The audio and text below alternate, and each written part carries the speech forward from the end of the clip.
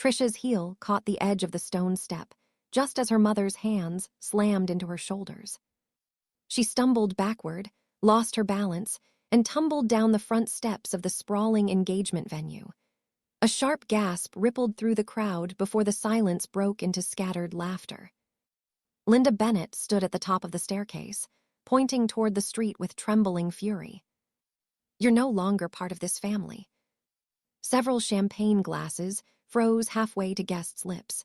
Someone near the flower arch quietly lifted a phone and started recording. Tricia's Aunt Diane folded her arms and laughed loud enough for everyone to hear. "She should be grateful we invited her in the first place." A few cousins snickered. Then someone clapped. Others joined in. At the center of it all, Tricia's younger sister Emily stood beside her fiancé, engagement rings sparkling beneath the garden lights, saying absolutely nothing. Tricia remained on one knee for a moment. Dirt stained the side of her pale blue dress.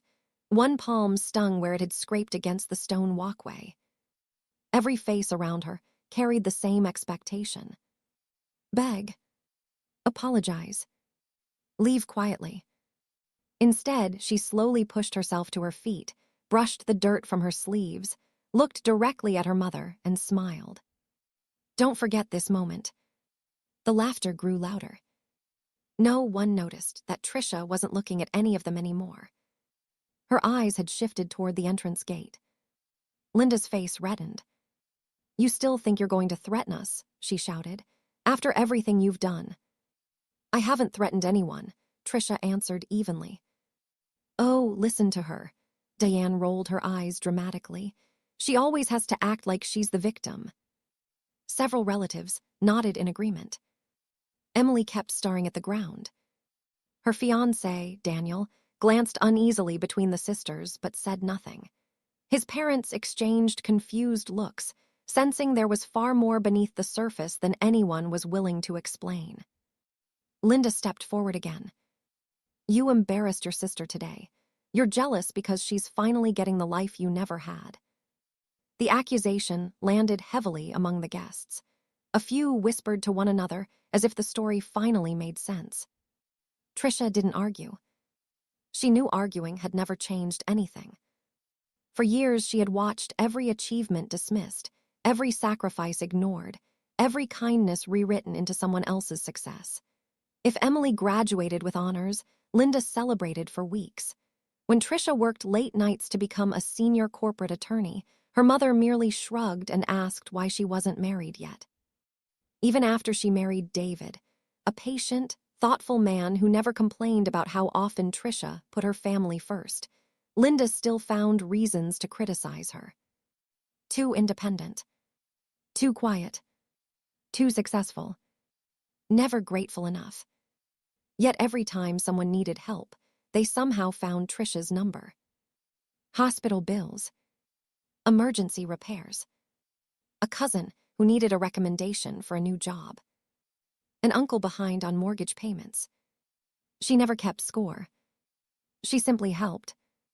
Because somewhere inside, she still believed that one more act of kindness might finally earn the acceptance she'd spent her entire life chasing. Tonight had been no different. She had arrived with a carefully wrapped engagement gift, determined to celebrate Emily despite everything. Instead, she had been accused of trying to ruin the evening before she had even finished saying hello. Linda pointed toward the open gate. "Leave." No one defended Tricia. Not one person. She drew a slow breath, then looked once more toward the driveway. Her calm expression made Deanne laugh again. "What are you waiting for?" her aunt mocked. "Some miracle." Before Tricia could answer, headlights swept across the front lawn. A black SUV slowly turned through the entrance and rolled toward the house. Every conversation stopped. The vehicle came to a smooth halt. But no one opened the door. The engine remained running. No one stepped out. The black SUV simply idled beside the circular driveway, while every guest looked back and forth between the vehicle and Tricia. Diane folded her arms. "Well," she sneered, "is your chauffeur lost?" A few guests laughed again. Linda shook her head with open disgust. She always has to make everything about herself. Tricia didn't answer. She simply watched the tinted windows, her expression unreadable. Then her phone vibrated once. She glanced at the screen but didn't unlock it. Only 4 days earlier, she had been sitting across from Emily in a quiet coffee shop.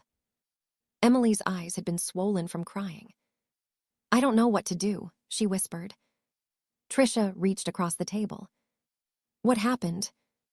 Emily looked around to make sure nobody was listening. "We're out of money." Tricia frowned. "I thought everything was booked." It was, until Daniel's father asked to upgrade the reception. Emily's voice cracked. "We said yes because Mom insisted we had to impress them. Then the costs kept growing."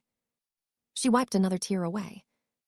"If we cancel now, Daniel's family will think we're irresponsible. You should tell them the truth." "I can't." Emily shook her head immediately. "Mom would never forgive me." Silence settled between them. Finally, Emily lowered her voice. "I wouldn't ask if there were anyone else." Tricia already knew what was coming. "How much?" Emily hesitated before quietly nomming the amount. It was enough to make most people reconsider. Tricia didn't. "I'll take care of it." Emily immediately grabbed her hand. "But promise me something." "What?" "Don't tell Mom." "Why?" "She'll say I embarrassed the family." "And Daniel." "He can't know either." Tricia studied her sister for a long moment. She saw fear. Not manipulation. Not entitlement. Just fear. After a deep breath, she nodded. "I won't say a word." Emily burst into tears of relief. "You've saved us." Tricia smiled softly. "You're my sister." That evening, Tricia returned home and explained everything to her husband, David. He listened quietly, without interrupting. When she finished, he leaned back in his chair. "How many times has this happened now?" She already knew what he meant. "I haven't counted." "You should. It's family." David looked at her with gentle concern. "Family isn't supposed to work like a one-way contract. They're under pressure. They're always under pressure." She couldn't argue with that. Instead, she quietly replied, "I just want Emily to have one happy day." David remained silent for several seconds before asking the question he had asked many times before. "Are you sure they deserve this?" Tricia stared out the kitchen window. "I don't know." "Then why keep doing it?" "Because if I stop, I'll become exactly who they already think I am." David reached across the table and squeezed her hand. "I hope one day you stop trying to earn love from people who have decided not to give it." The next morning, the wedding vendors didn't call Linda. They didn't call Emily. Every question came directly to Tricia. The florist needed approval for additional arrangements. The caterer requested confirmation on revised guest numbers. The venue manager wanted signatures on updated paperwork. Each conversation ended the same way. "Thank you, Ms. Bennett." She answered every call without mentioning it to anyone.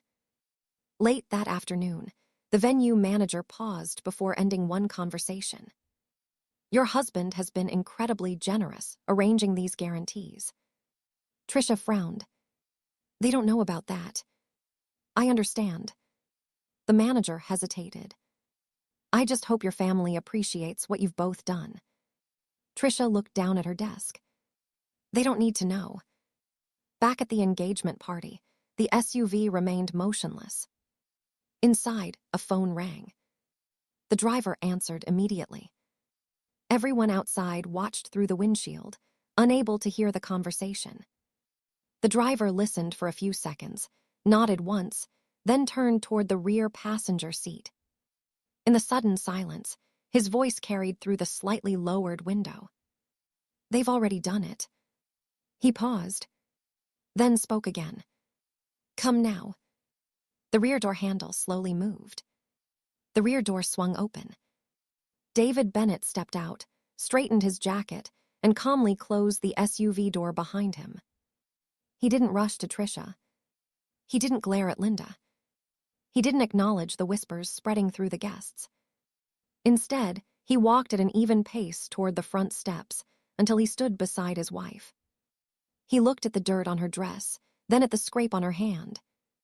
Only then did he ask one quiet question. Did your mother really announce that you're no longer family? Tricia met his eyes and gave a small nod. She did. Linda scoffed.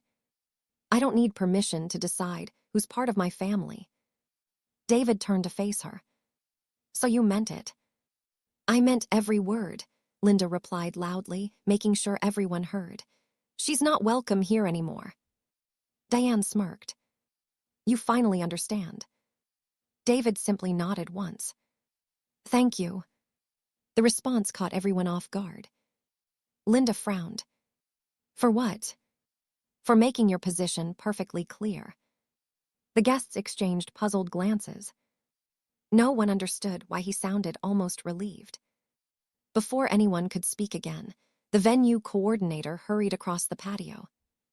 She stopped abruptly when she recognized David. Mr. Bennett. He acknowledged her with a slight nod. Good evening. Her professional smile disappeared. I just received the call. So did I. Linda folded her arms impatiently. What call? The coordinator hesitated, looking from David to Tricia. I need clarification before we proceed. Linda stepped between them. You can speak in front of everyone. The coordinator took a careful breath. Should we continue honoring the financial guarantees that were arranged for tonight's event?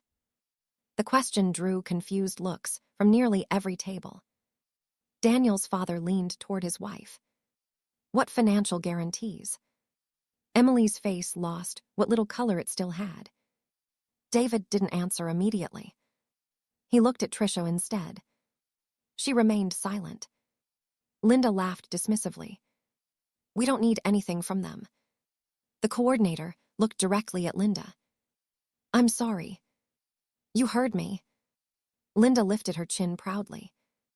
My daughter isn't part of this family anymore. She pointed toward Tricia without even looking at her. So whatever arrangements they think they have are no longer our concern. A heavy silence settled over the reception. The coordinator gave one slow nod. I understand. She turned and walked away without another word. Within seconds, subtle changes began unfolding across the venue. 2 catering supervisors gathered near the service entrance, speaking quietly into headsets. The string quartet stopped playing in the middle of a song. One of the photographers lowered his camera and stepped aside to answer a phone call. Servers who had been carrying trays paused in place, waiting for instructions. Guests began noticing. What are they doing? Why did the music stop? Is something wrong? The atmosphere shifted from celebration to uncertainty. Daniel looked toward his future father-in-law. Do you know what's happening? His father slowly shook his head. No. Linda forced a laugh. This is ridiculous. She waved toward the musicians. Keep playing. None of them moved.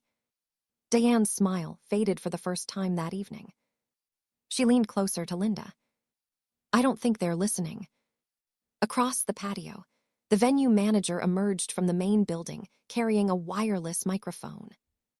His expression was calm, professional, deliberate. Without hurrying, he walked toward the center of the reception.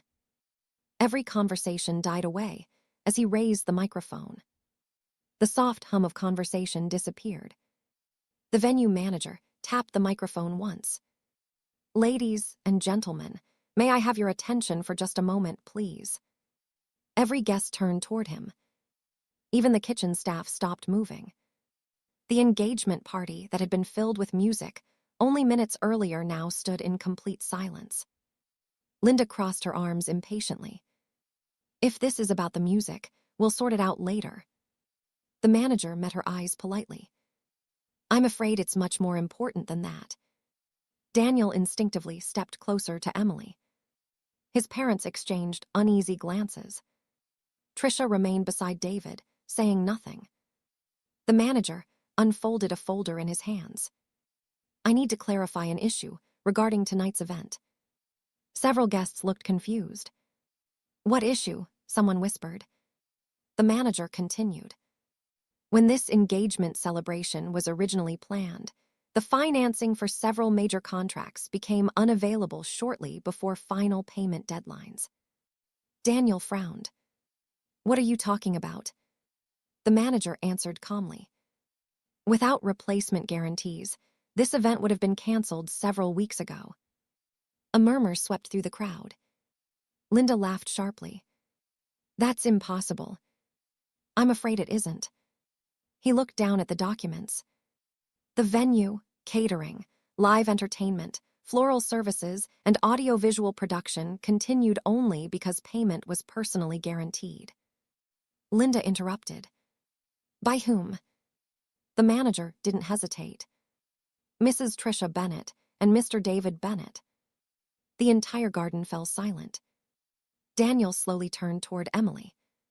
You knew about this? Emily couldn't answer. Her eyes filled with tears. Daniel's father stepped forward. Emily. She lowered her head.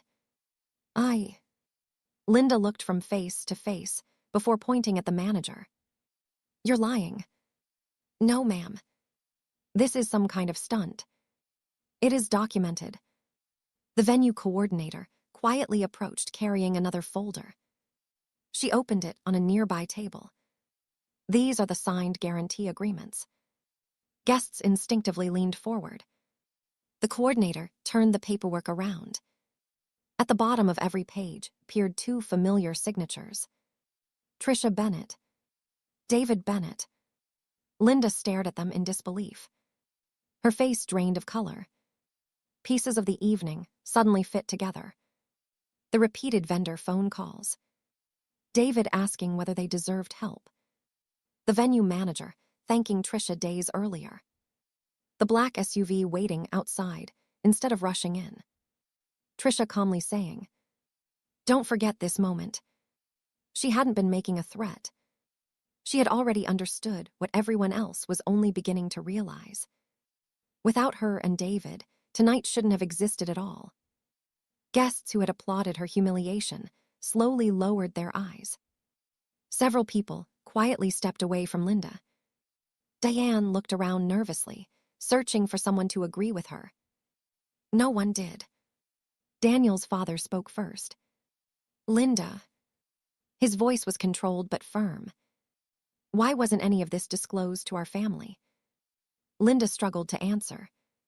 I didn't know. Emily covered her face with both hands.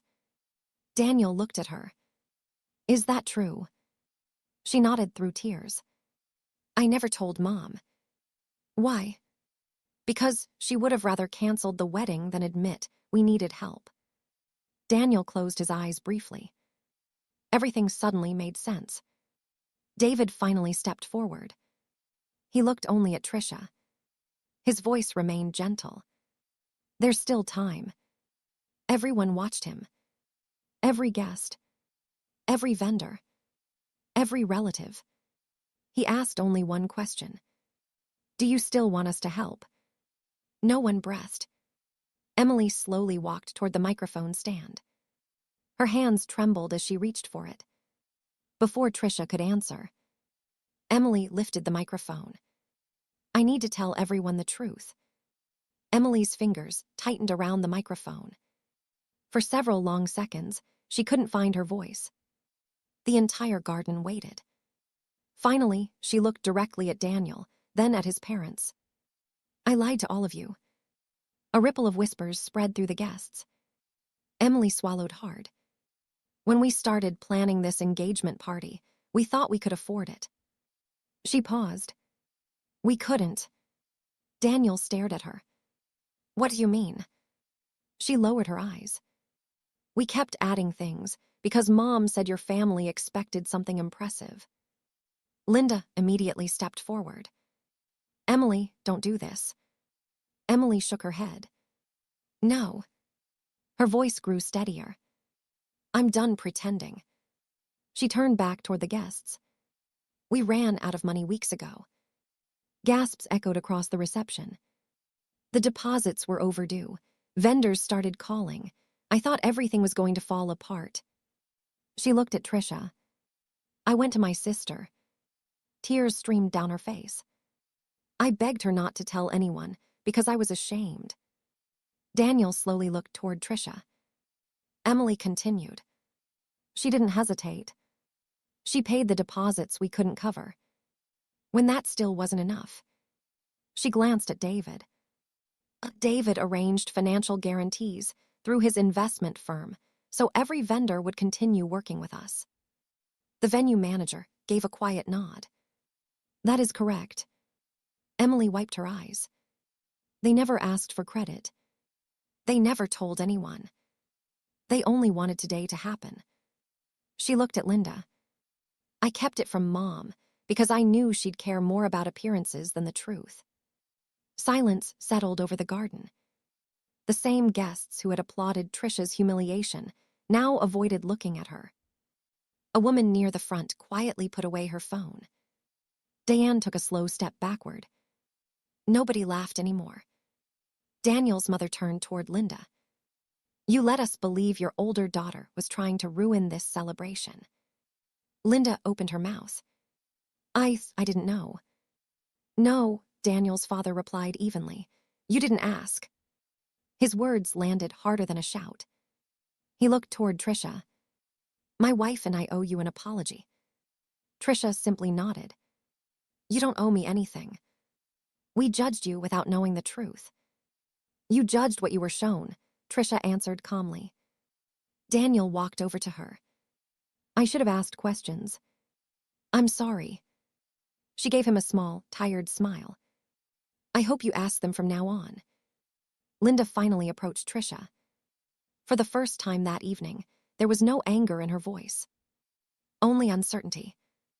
Tricia. She hesitated. I didn't know. Tricia met her mother's eyes. I know. Linda looked relieved for a brief moment. Then Tricia quietly continued. But you never wanted to know. Linda's expression fell. You believed the worst about me because it was easier than asking me what had actually happened. No one interrupted. I spent years thinking that if I helped enough, if I stayed patient enough, one day you'd treat me like your daughter. She glanced around the garden. Tonight showed me that day was never coming. Linda reached toward her. Please. Tricia gently stepped back. The distance between them said more than any argument could. David turned toward the venue manager. What has already been prepared? The meal is ready to be served. Staff have completed everything scheduled up to this point. David looked at Tricia. She nodded. Everyone who worked tonight deserves to be paid. The manager smiled faintly. They will be.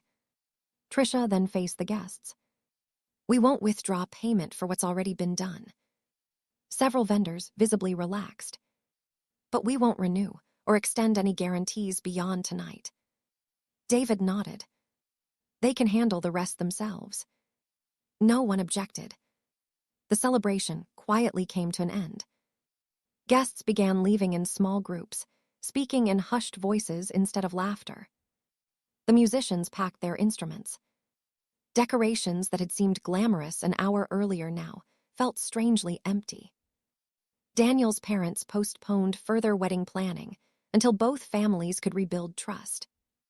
Many relatives reached out to Tricia in the weeks that followed after learning she had quietly paid hospital bills, helped cousins find jobs, and covered emergencies for years without ever asking for recognition. Some apologized sincerely. Others never called. Diane stopped making jokes once she realized no one found them funny anymore. Linda, once the unquestioned voice of the family, found that people no longer accepted her version of every story without hesitation. Months later, Tricia and David celebrated their wedding anniversary at a quiet restaurant overlooking the water. There were no speeches, no drama, only people who genuinely wanted to be there. Emily attended. She had spent months rebuilding trust through consistent actions instead of promises. Linda wasn't invited, not out of revenge, simply because peace had finally become more valuable than approval. As they watched the sunset, David reached across the table and took Tricia's hand. "You seem lighter." She smiled. "I am." He asked, "Do you miss them?" She looked at the calm water for a moment before answering. "I miss the family I kept hoping they would become." Then she looked back at him, her smile filled with quiet certainty. "The day they threw me out was the day I finally stopped begging to belong."